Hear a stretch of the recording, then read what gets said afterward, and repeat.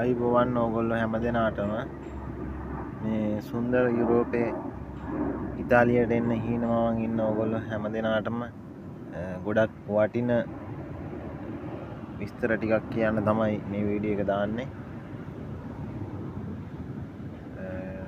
ගොඩක් ඕගොල්ලෝ එන්න හිතන් ඉන්නවා ඉතාලියට.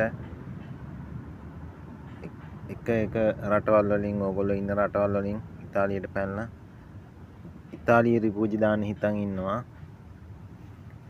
කලින් ඇවිල්ලා ඉතාලිය රිපූජි දාලා තිබුණ නීති නෙවෙයි දැන් ටිකක් නීති වෙනස් වෙලා තිනවා ජූනි 12න් පස්සේ. ඒ නිසා ඕගොල්ලෝ එන්න ඉන්නවා නම් පොඩ්ඩක් දැනුවත් වෙලා මේ දවස්වල තියෙන තත්ත්වය දැනගෙන ඉතාලියට එන්න. මොකද ආව කට්ටියටත් තාම රිපූජි දාගන්න බැරුව ගොඩක් අය ඉන්නවා බලාගෙන ජොබ් එකක් කරගන්න බැරුව. මම දන්න හුඟක් අයත් ඉන්නවා ගොඩක් අසරණ වෙලා ඉතාලියට වෙලා. ඒ නිසා ඕගොල්ලොත් එන්න කලින් දෙපාරක් හිතන්න මේ දවස්වල තියෙන නීති වෙනස් වීමත් එක්ක මෙහි ඉන්න ගොඩක් අය දන්න ඉස්සරහට මොකද්ද වෙන්නේ කියලා. ජූනි 12න් පස්සේ සම්පූර්ණ රිපූජි දෙන එක නවත්තලා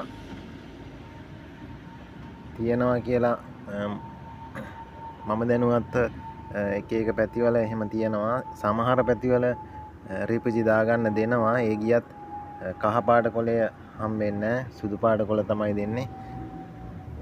ඊට අමතරව ජූනි 12න් පස්සේ රිපූජි දාන්න ගියපු ගාම ඕගොල්ලන්ට සුදු කොළයක් දීලා සතියක් යන්නත් කාලෙකින් ඕගොල්ලෝ කමිෂන් එකට දානවා.